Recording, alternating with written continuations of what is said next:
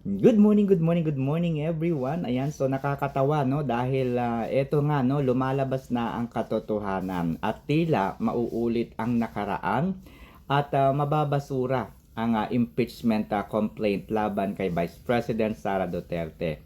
Lumalabas lalo kung gaano ka kabobo o sabihin na nating bobo ng head ng prosecution panel no ng head din po ng Justice Committee na si Attorney Jinky Beatrix Luis Troy. So hindi nakapagtataka na noong nagkaroon ng kaso yung kanyang asawa ay hindi niya kayang ipagtanggol. Kaya ang ginawa niya, itinago niya yung kanyang asawa na mayroong kasong rape.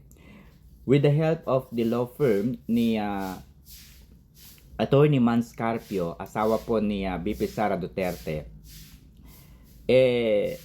nanalo yung kanyang asawa at nagkautang pa nga po no, ng 8 million. Itong si Congresswoman Jinky Beatrix Luistro. Alright, so hindi niya po yan binabayaran hanggang sa ngayon at inaamin naman po niya na mayroon siyang utang. Okay? At ang sagot niya nga, bakit ko babayaran?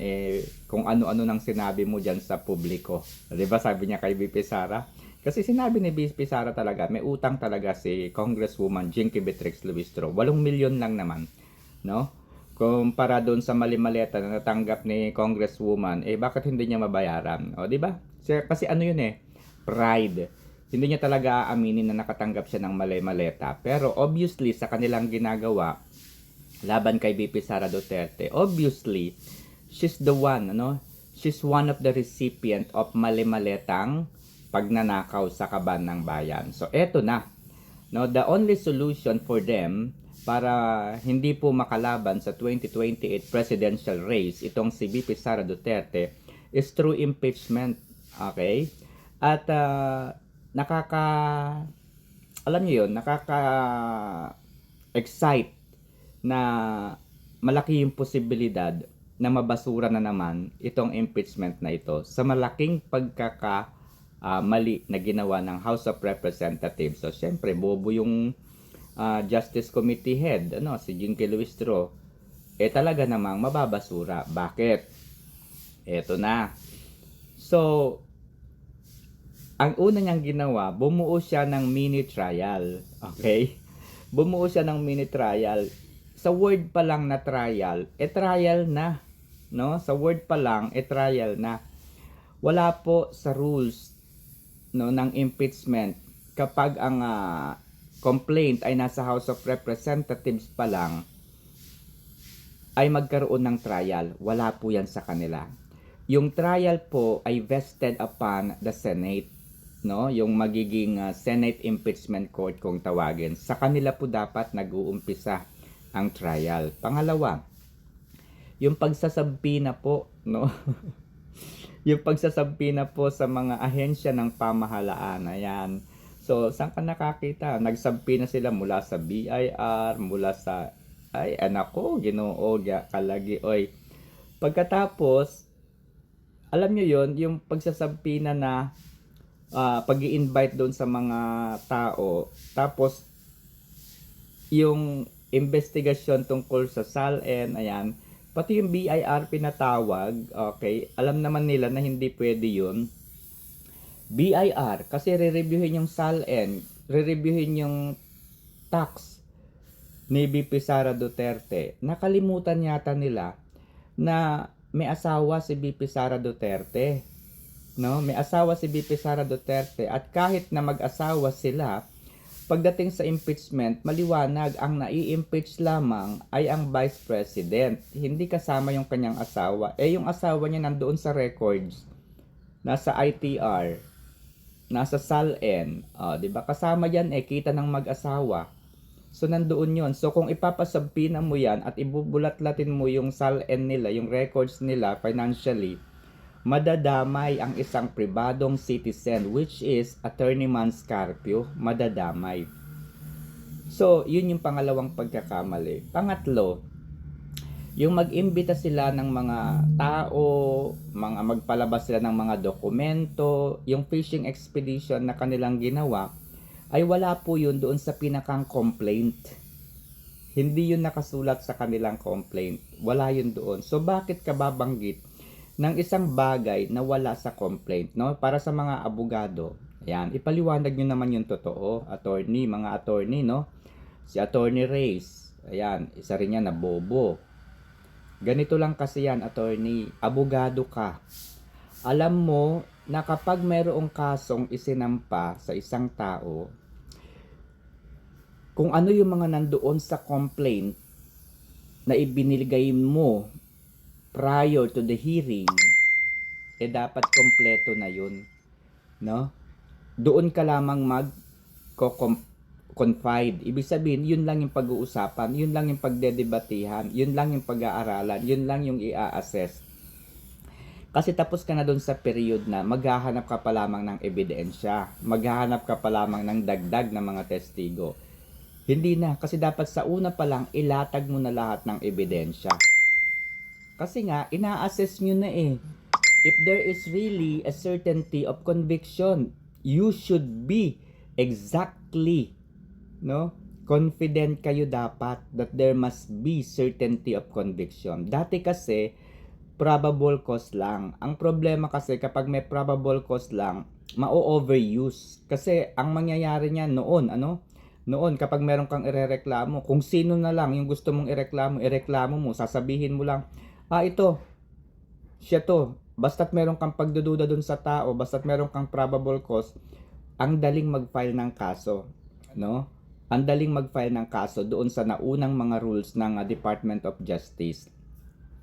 Kaya, alam mo sa totoo lang, medyo nakakatuwa at mapapasalamatan natin si dating DOJ Secretary Jesus Crispin Remulla pagdating sa bagay na yan.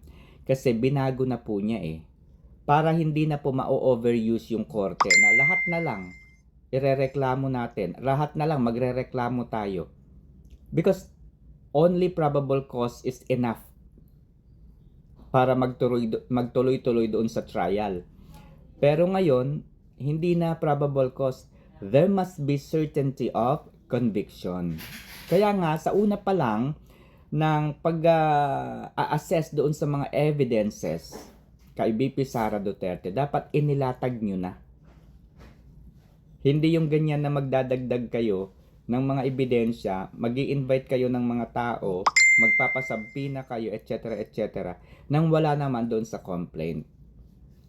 Alam yan ng mga abogado, huwag nyo akong gawing tanga. Okay? Ilatag nyo na sa umpisa. So eto na-impeach na sa House of Representatives si BP Sara. Nag-umpisa na yung pre-trial conference. Nag-umpisa na yung pre-trial conference. Ang problema, mauulit na naman yung history. Dati po, kaya dating presidente Joseph Erap Ejercito Estrada. Tandaan nyo yung pagbubukas ng envelope. Ganun din po ang nangyari dito. Hindi pumayag ang defense team ni BP Sara Duterte na bulat-latin yung box na iniwan ng BIR. 'Di ba? Dinala ng BIR sa House of Representatives 'yon. 'Di ba doon pa lang hindi na pumayag yung BIR na bulat-latin.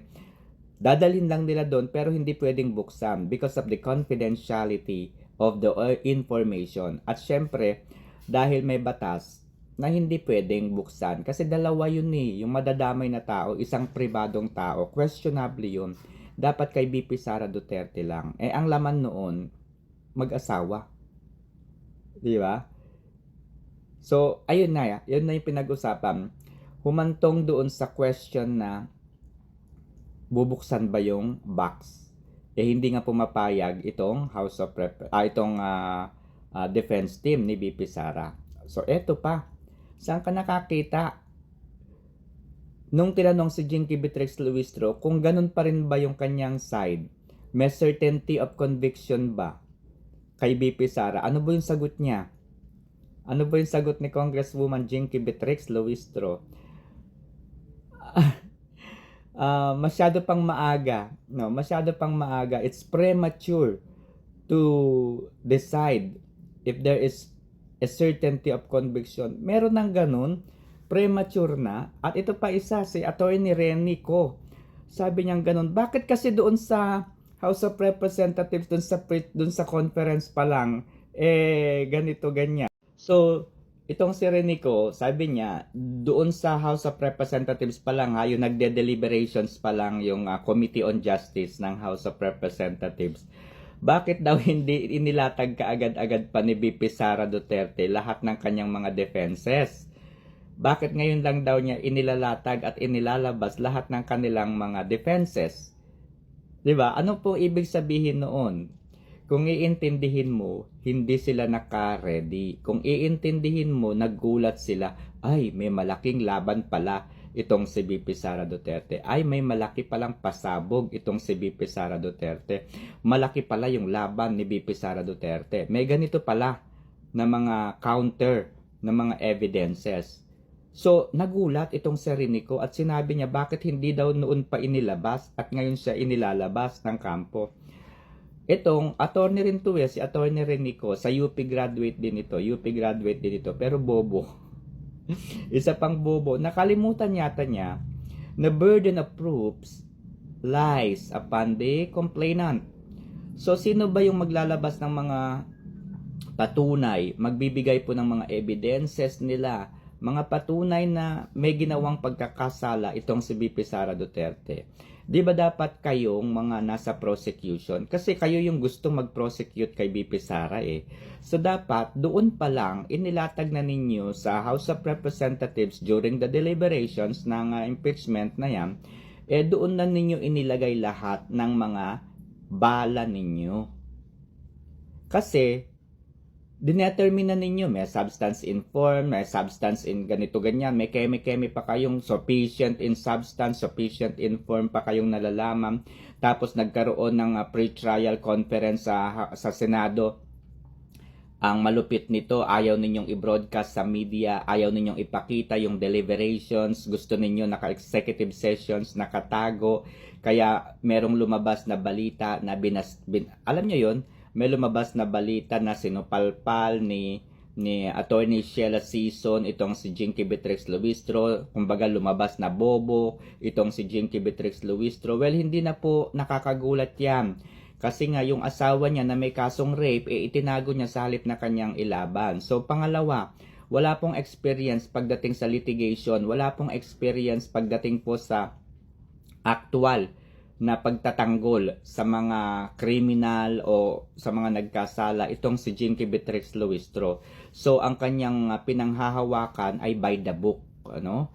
Ang kanya pong pinanghahawakan ay by the book. Ibig sabihin siya po ay nakadepende sa mga nakasulat sa ating saligang batas, sa ating konstitusyon, no? Doon sa jurisprudence, nakadepende po siya doon. And dahil nakadepende po siya doon, during the time na pinag-uusapan nila, during the time na ina-assess nila yung impeachment complaint doon, ang pinag-aaralan ni Jinky Beatrix Luistro is yung script na at the end of the day, the goal was to impeach the VP Sara.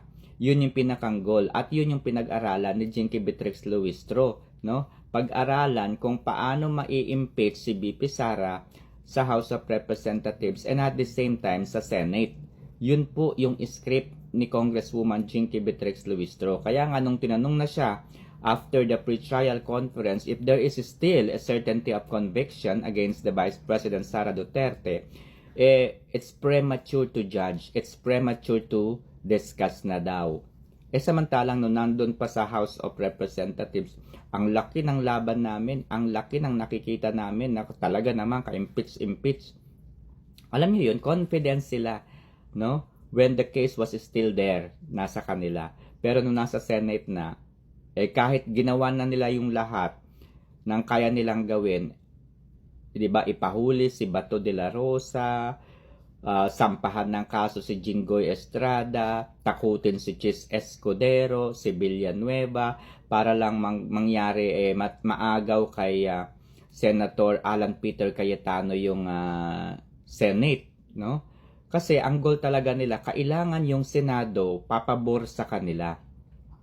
So ang ginawa nila, alam naman nila sa sarili nila, nagkaroon sila ng quorum. Okay, nagkaroon sila ng quorum and that's fine, tama yun. Pwede pong mag-quorum kasi kailangang matuloy ang trabaho sa Senado kahit kulang sila. Pero hanggang sa trabaho lang.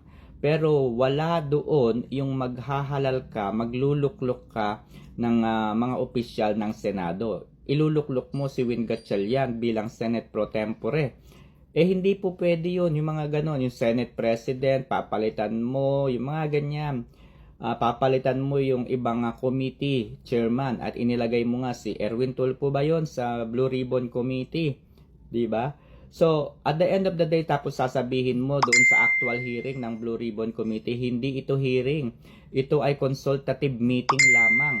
Alam niyo sa sarili ninyo na yung ginawa ninyong pagluluklok doon sa opisyal ng Win Gatchalian Black na yan, hindi tama. Nilinaw pa rin ninyo, no? Na ang niluluklok lamang ninyo ay ang Senate President Pro Tempore at hindi pinapalitan si Senator Alan Peter Cayetano. Nilinaw ninyo yan.